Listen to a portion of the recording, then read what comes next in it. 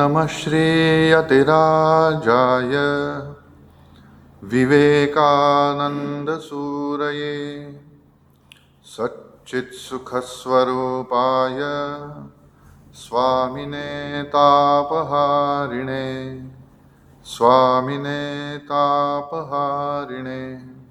We were reading Swami Vivekananda's lectures from Colombo to Almora. In that we had come to the concluding part of my plan of campaign, which was delivered in Madras. Last time we were seeing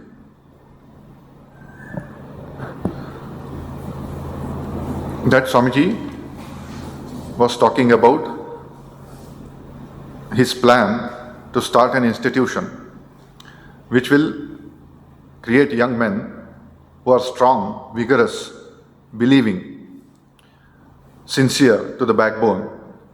Such men Swamiji wanted. And then we saw how Swamiji talked about faith in oneself, and he compared the faith of an Englishman, that how outstanding a British person thinks about himself, how outstanding his faith is in himself. That is why he could conquer half of the world. And then Swamiji talked about strength, and also he talked about purity, truth, and about accepting only those things which are ennobling, which are strength-giving, and rejecting, like poison, the things that are creating weakness.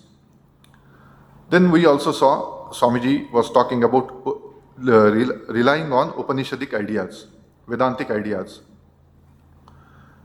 because he discussed how the mysticism or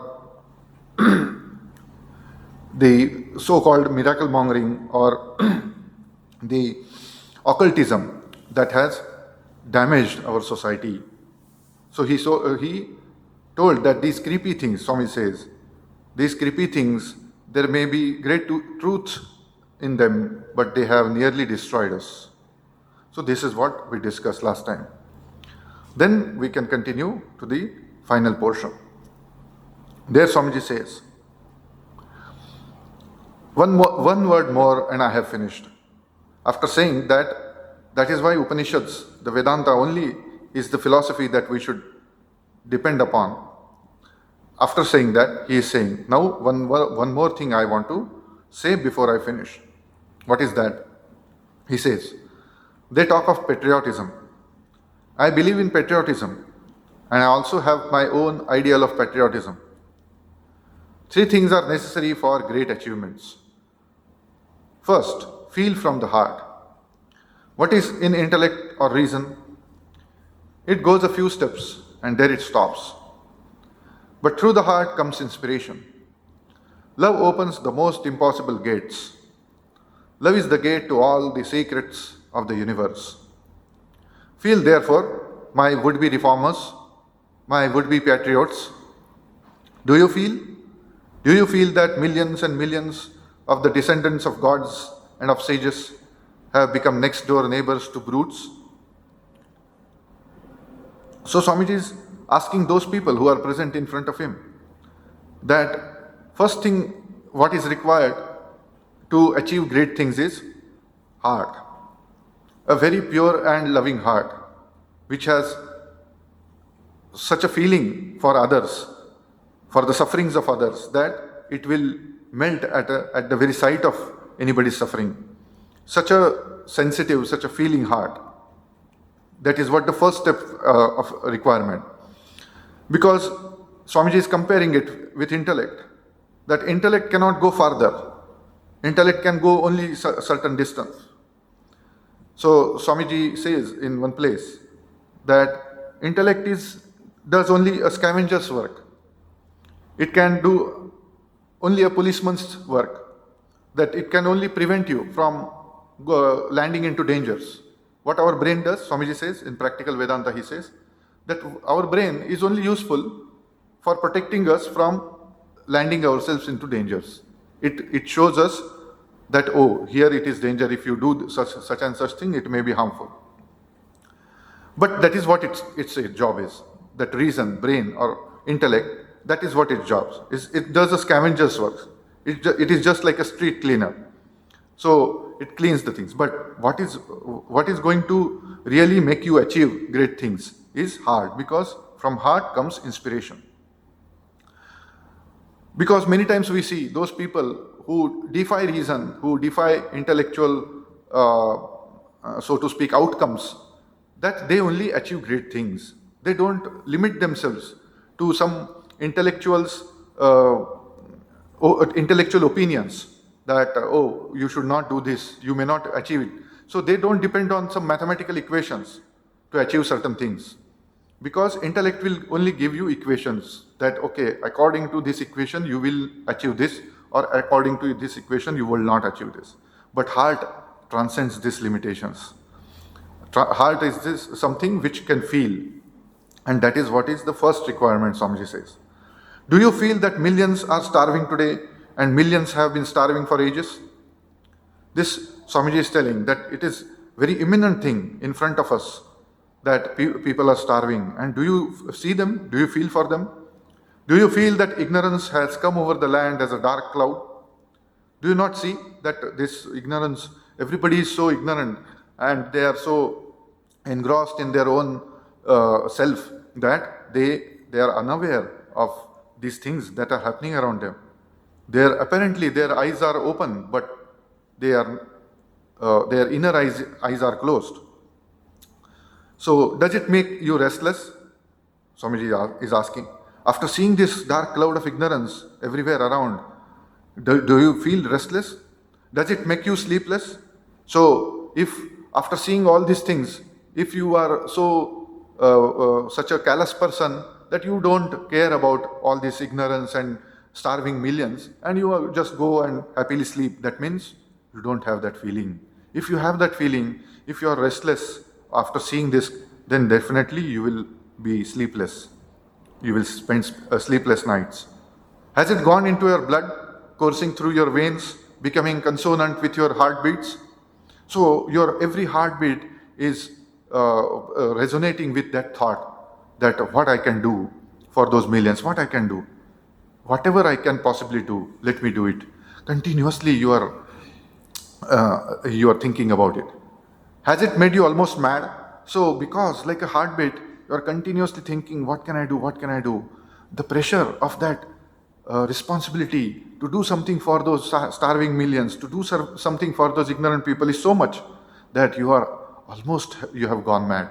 Because you cannot, such a person who has 24 hours like a heartbeat, he is wondering about what I can do, this is too much. What happens? That person cannot behave normally. He cannot follow the social customs and norms and etiquettes and manners, because he is not into it. He is continuously thinking what I can do. That is it has possessed him, that idea. And that's why he appears like mad. Though he is not mad. He probably is the wisest person. But he appears like mad. Are you seized with that one idea of the misery of ruin? And have you forgotten all about your name, your fame, your wives, your children, your property, even your own bodies? So when you are seized with this idea continuously, that what I can do, how to mitigate this suffering, then what happens? You forget about your name, whether you have a good name, bad name, what people are talking about you. You are not aware of it, because your only goal of life is to do something, to remove this ignorance, to remove this poverty.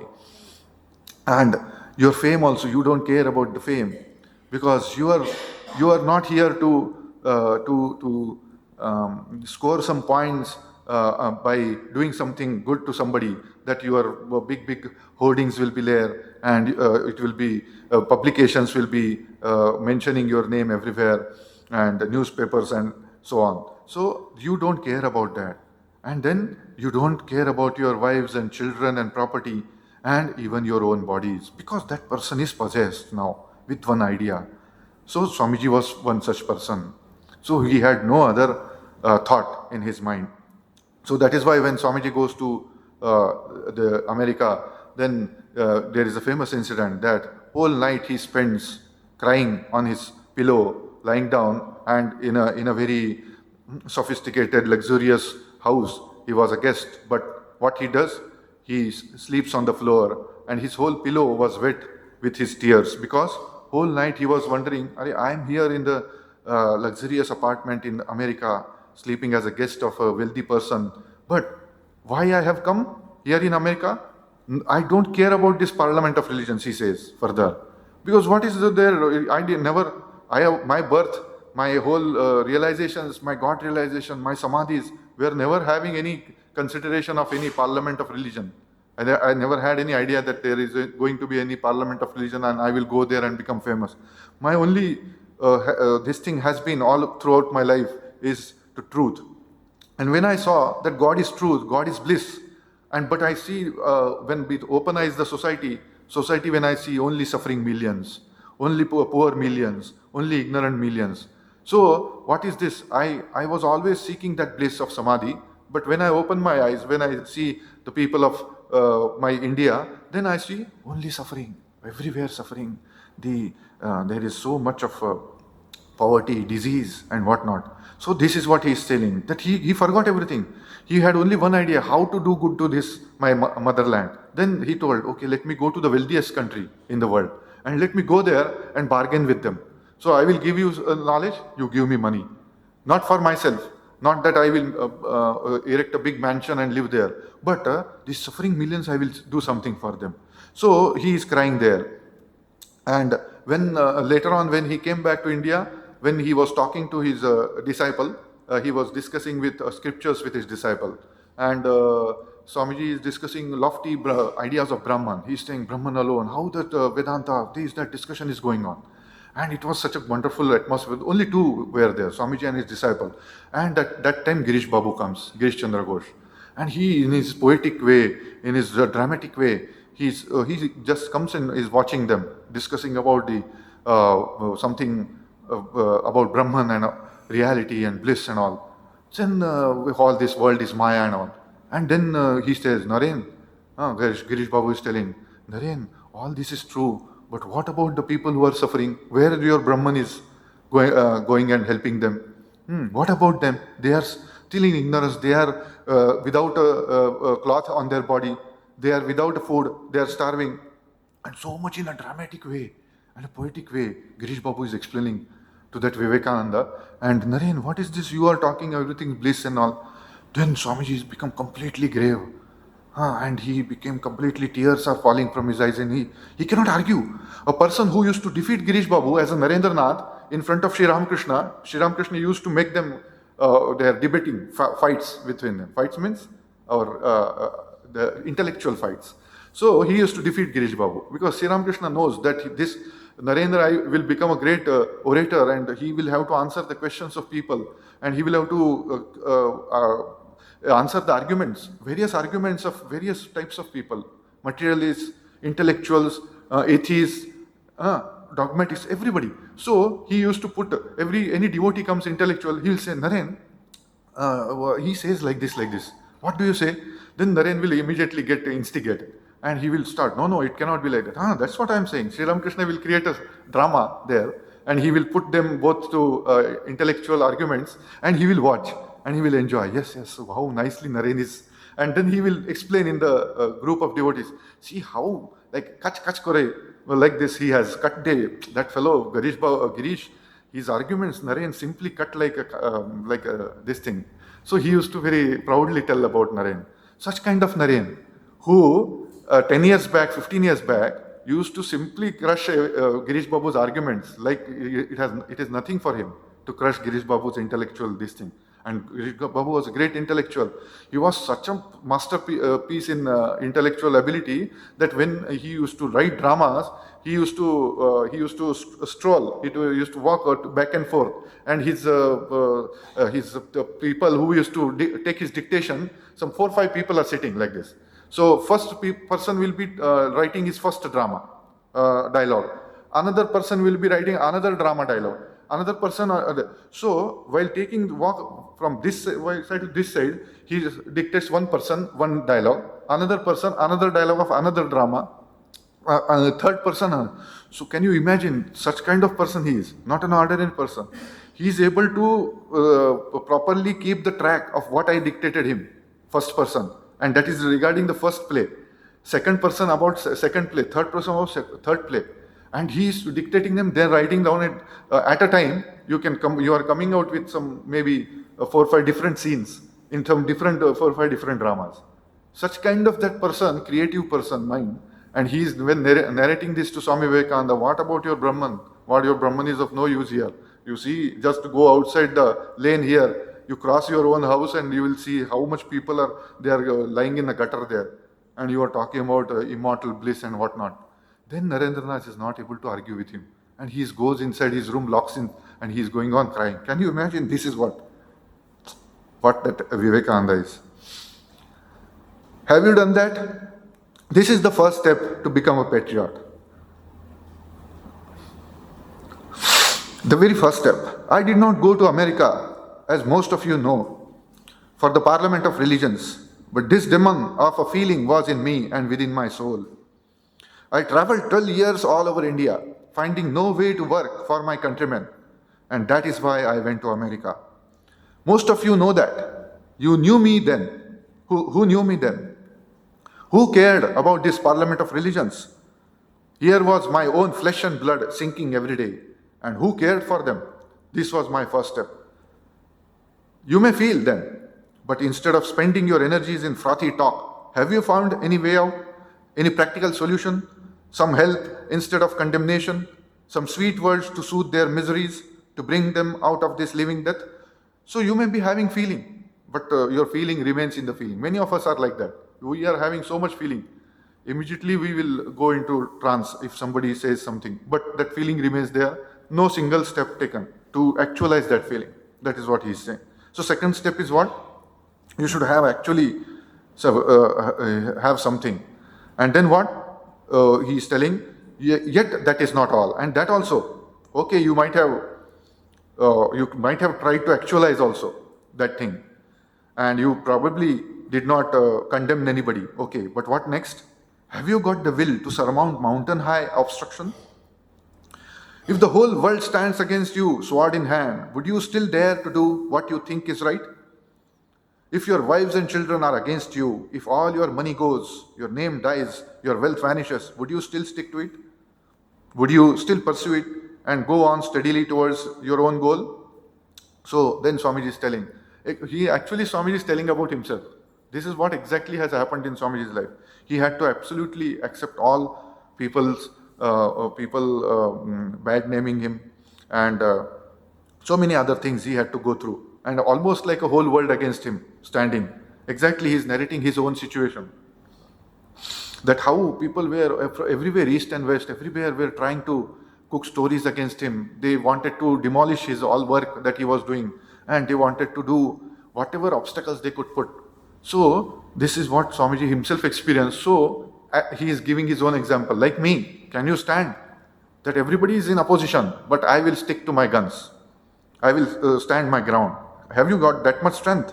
Or anybody comes here, we see, most of us are like, anybody comes to us and tells, sir, this won't be a good idea what you are doing, and it will be like this. Immediately that person will, oh, acha, then I will change. So that person has no standing, no grounding, that, okay, whatever I am doing, let me do it. So this grounding is not there, and immediately if somebody says something or some temptation comes or something comes, everything is over for him. Everything, he will leave everything and run away. He will he has all cancelled his plans of doing good to the world or whatever. So he is telling, do you have such kind of tenacity?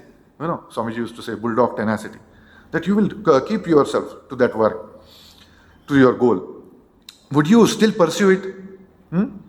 And go on steadily towards your own goal? That is what he's asking. Whatever happens, I believe that I am going to reach, I am going to see the light in the other side of the tunnel.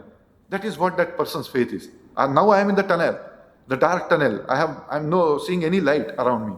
But I believe where the path I am going is going to lead me to light. That kind of faith, do you have?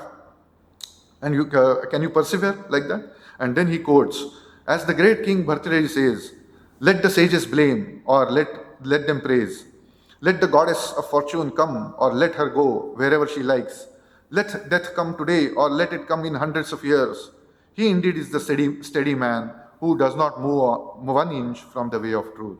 So what Bhartrihari says? Bhartrihari says, Nindantu niti nipuna yadivastuvantu Lakshmi samavishatu gacchatu va yateshtam adyaiva maranamastu va yugantareva nyayat patha pravichalanti padamna dhiraha. That is what Bhartrihari says in his Niti Shataka. So what are those dhiraha? Who are those people? So he is telling, Nindantu niti nipuna. So wherever Niti Nipuna, great people who are established in the society as a Niti Nipuna, they are the wisest people. They are already popular. They may criticize me to the very extreme. Yaduvastuvantu, or they may praise me to the extreme. They may completely call me so many great praises. But what he is telling, in spite of these two extremes, you have to stand your ground. You should not immediately get deflected. Oh, acha, they are praising me. So let me give up my ideal or goal, and now let me just encash that praise. Let me just immediately start printing pamphlets. Okay, immediately circulating them, how great things I did. Then what next? What is that? Lakshmi samavishatu gacchatu va yatheshtam. So let the goddess of fortune then come, or let her go wherever she likes. So whether you are rich or poor, but you are sticking to your guns. Then what? Let death come today. What is that? Adyaiva maranamastu. Today itself, even if death comes. Adyaiva maranamastu va yugantareva. Or death may come some very long time later, hundreds of years later. But I won't care about it. I don't think about it. I don't have anything, whether today or after hundreds of years. What I do? He indeed is the steady man. Nyaya patha pravichalanti padamna dhiraha. This is that. He is indeed a dhiraha, steady man, who does not move 1 inch. Pravichalanti padam na dhiraha. So even 1 step, 1 inch, he will not move from his own goal. That is what Swamiji is expecting all his audience, all his countrymen to be like that. Does not move away from the way of truth. Have you got that steadfastness? Are you like that dhira? If you have these 3 things, each one of you will work miracles. So you need not go to that miracle mongering to work miracles on occultism and mysticism. That is not for you, Indians. You should work miracles like this. You take up one ideal, take up some idea, and to help people, to bring them out of poverty, out of ignorance, and you stick to it. And if you stick like this, Nyayat patha pravichalanti padamna dhira. Then like that dhira, if you become, what will happen? That will be a real miracle. Not some some kind of a magician's miracle. So that will not be long lasting. A magician, what he does, or some person he bringing out so many things, that miracles won't help us, our society, because poor so many years, so many ages, those kind of miracle makers were there. But what's our society? Still poor. Still miserable, still invaded, still butchered, still plundered. So what is the use of your miracle making people there?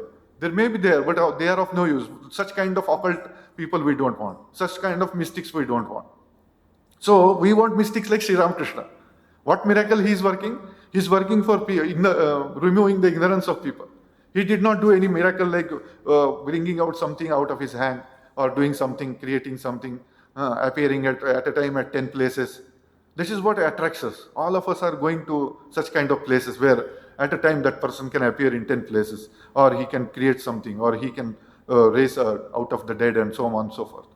But what? That person will help in bringing poverty of the Indian people, or ignorance of the Indian? Nothing.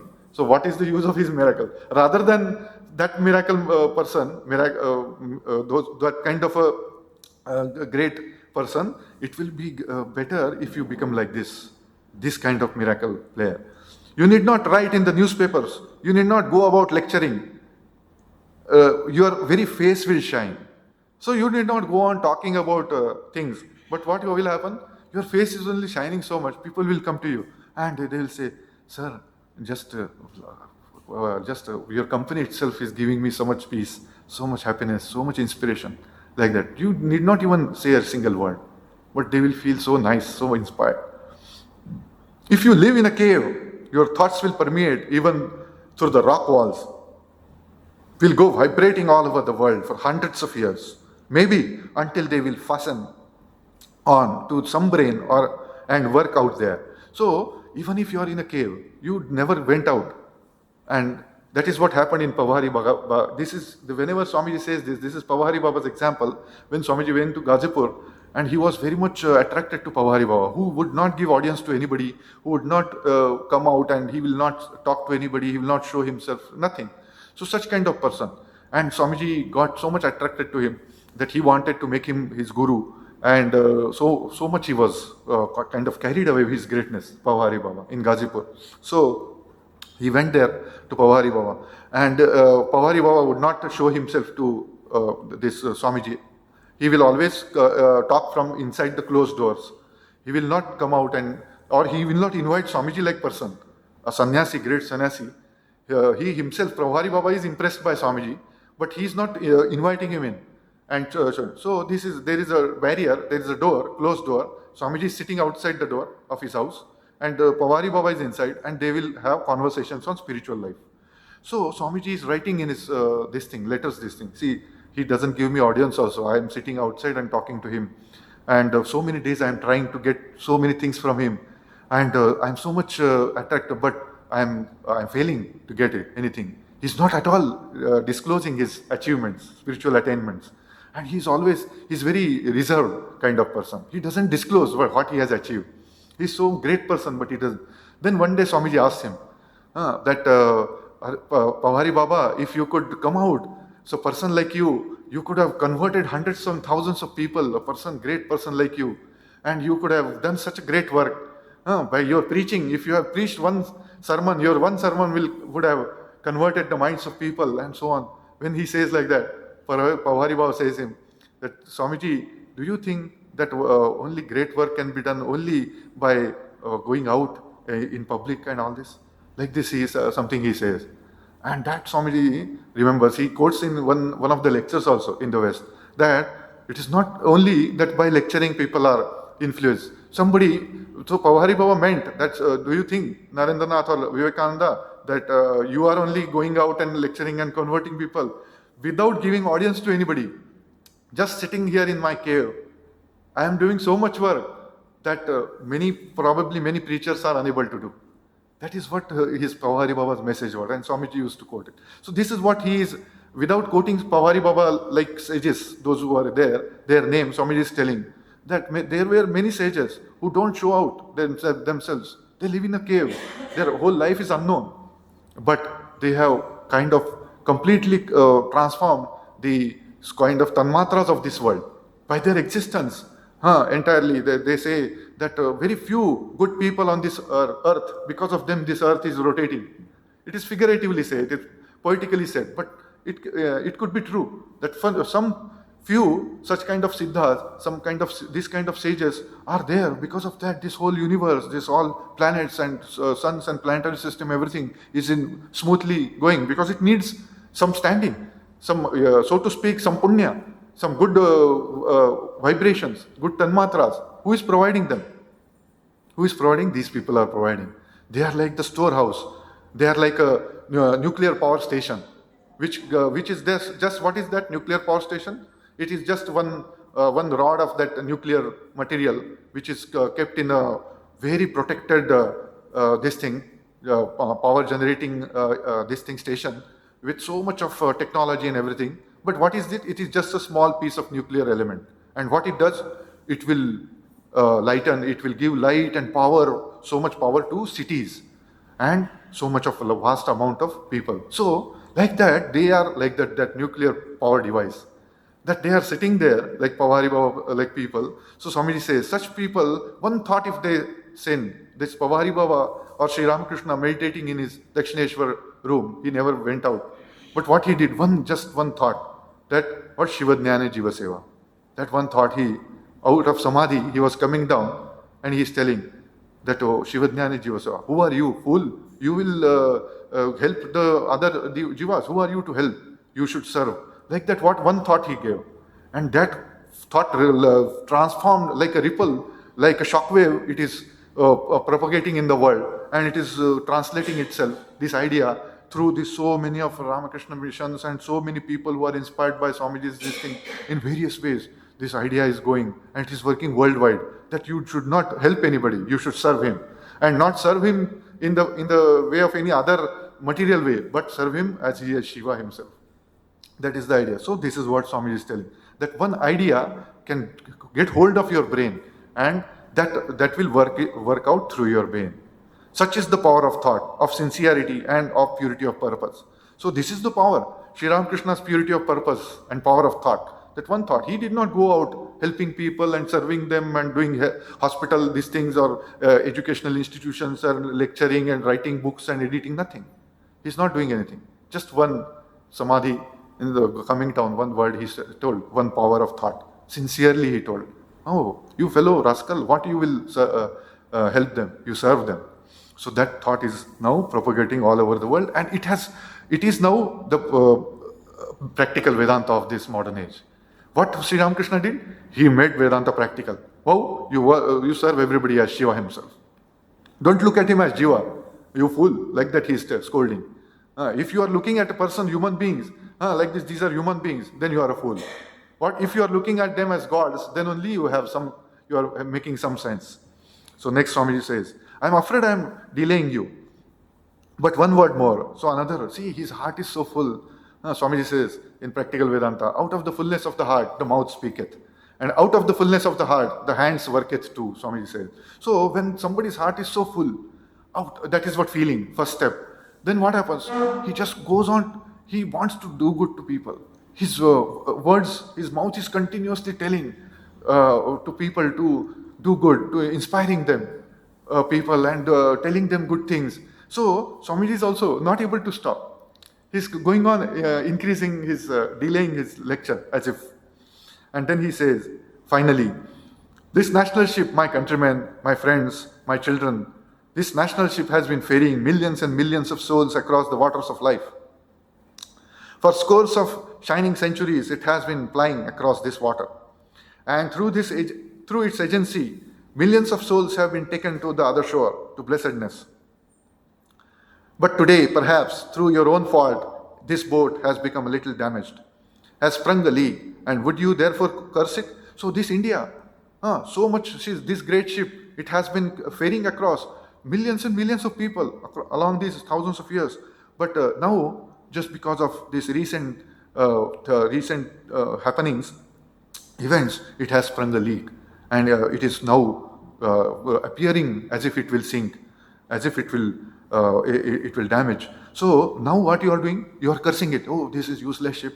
What we have landed ourselves in, we should not have accepted this, boarded this ship like this. If you start cursing, then what will happen? Then he says, would you curse it like this? Just because the ship which has so many ages together ferried millions of souls, now you are cursing it.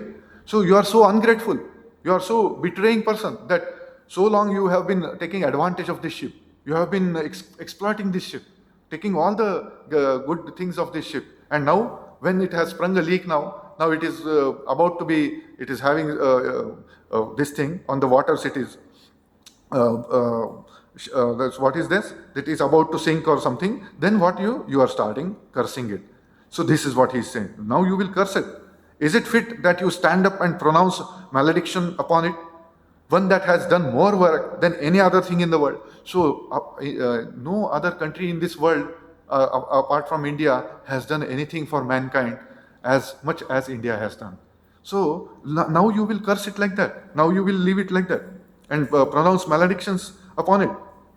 So you will be so ungrateful. You are so selfish. You are so mean. You will become like this. He is asking. If there are holes in this national ship, this society of ours, we are his children. It is our responsibility to block those holes, to fill those holes, and to stop the water from entering the ship. It is we are the children of this ship. So we will do everything. So what Swami is telling? It is we are the children of this society, national ship. Let us go and stop the holes, Swami says. What we should do? Let us immediately go. Those people who are in the ship, and now rather than cursing this ship, what they will do? What you will do? You will jump into another ship? No. what you do? You immediately rush and stop the holes. Let us gladly do it with our heart's blood. So you give up your life to block these holes, to protect this ship from drowning. Come what may, you just block those holes with our heart's blood. And if we cannot, then let us die. Let us die with this ship, sink with this ship. That will be the day that I stuck to it. I did not betray my ship. But this is my ship. I will not betray this. I will die with this ship.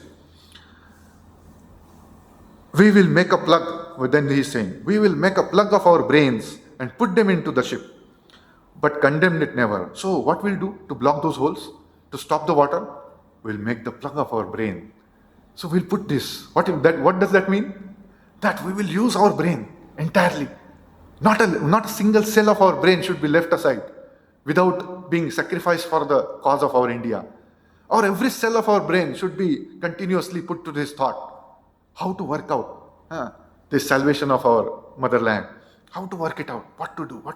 Every cell of our brain. That is what it means to make a plug of your brain and put it in the hole of that ship so that it will block water from coming in.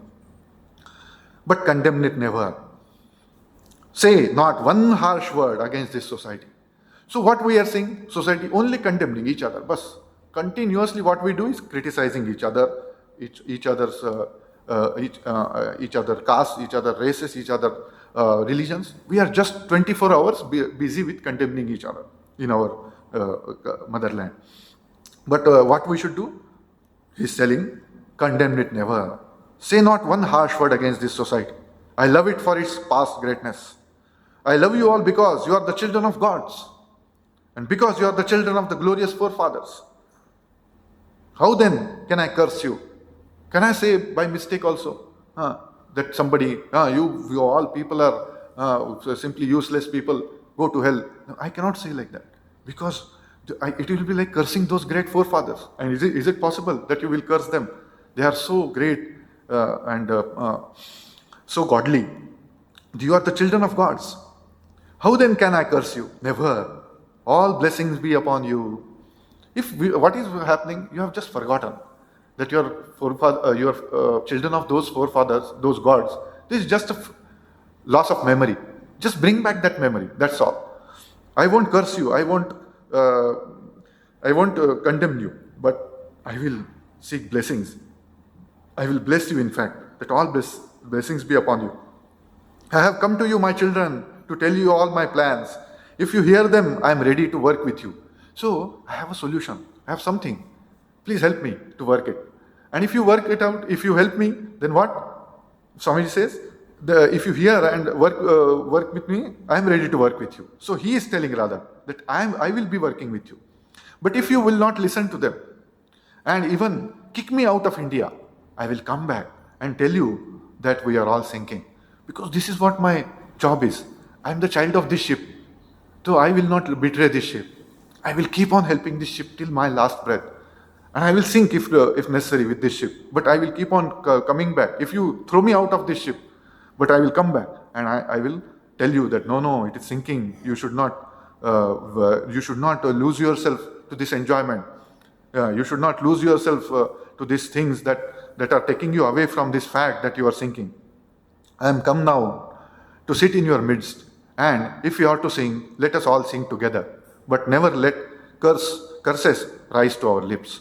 So this is what Swamiji is telling, that better not to curse anybody, better to sing with all our people, but not to curse them, because cursing is making the sinking faster.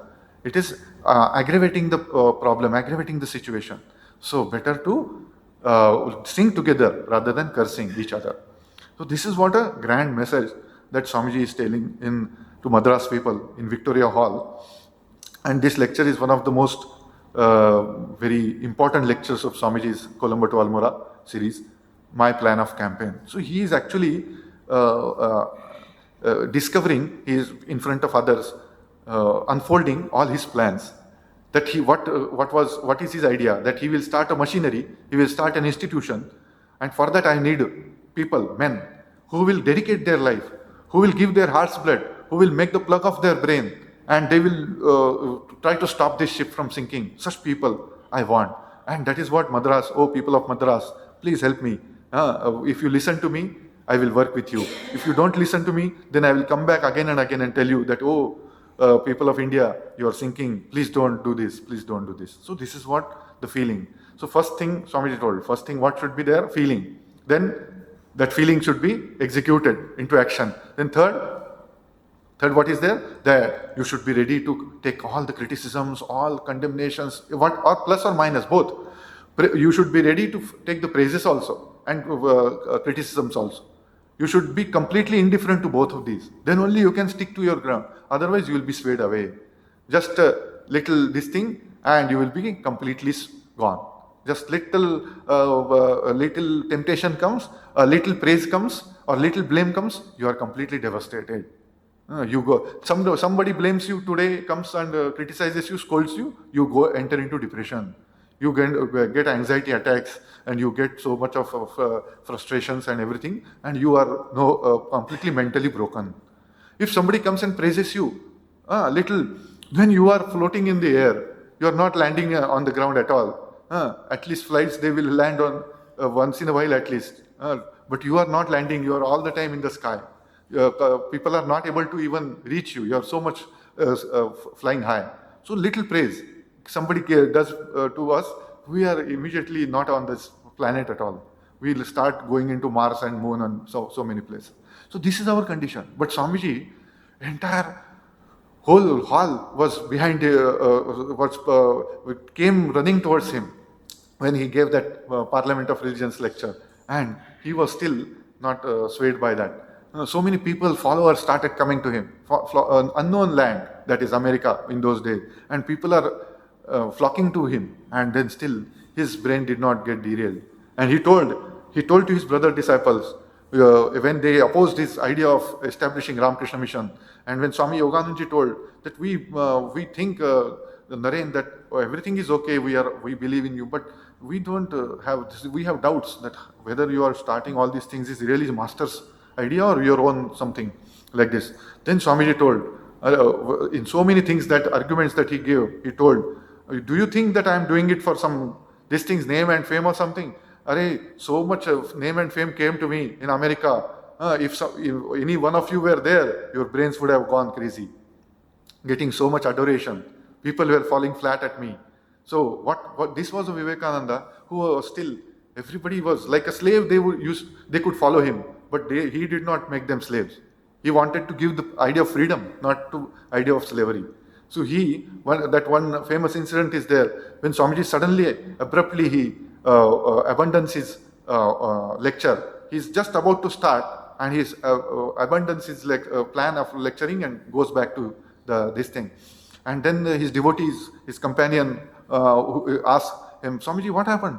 You are supposed to give a talk, so many people are sitting there, and suddenly you have come out of this. Then he saw, so much power I saw coming out of me, that if I would have allowed it to happen, then all those people would have followed me like dogs, wagging their tails. They would have become slaves of me. So much power I saw, and immediately I restrained it. I don't want to make them slaves. I want them to grow independently, according to their own nature. I want them to grow. I don't want to force my power onto them and make them slaves of me. So such was his power. He could do anything. But that time he told, no, this is not my work. Let them grow. I will be damaging them by forcing them into some great thing. So let them come with their own speed into this evolution. So this is Swamiji's idea. Such kind of Swamiji's intentions were. And that is what we see in this thing. That these three steps he is giving in front of Madras people, that feeling and working out those feeling and not being swayed by praise or blame, and steadfastly you do your work. Nindantu niti nipunaha yaduvastavantu lakshmi samavishatu gachyatva yatheshtam adyaiva maranamastuva yugantareva nyayat patha pravichalanti padamna dhira. So like this, you remember continuously Bhartrihari's this sloka, and then you keep on inspiring yourself. No, I will not bother about it. My goal is this. I will not bother about it. This. Continuously reminding yourself this. So this is what Swamiji is expecting from all of us. So we will conclude this series here. Om Shanti Shanti Shanti. Harihi Om Tat Sat. Sri Ramakrishna Arpanamastu.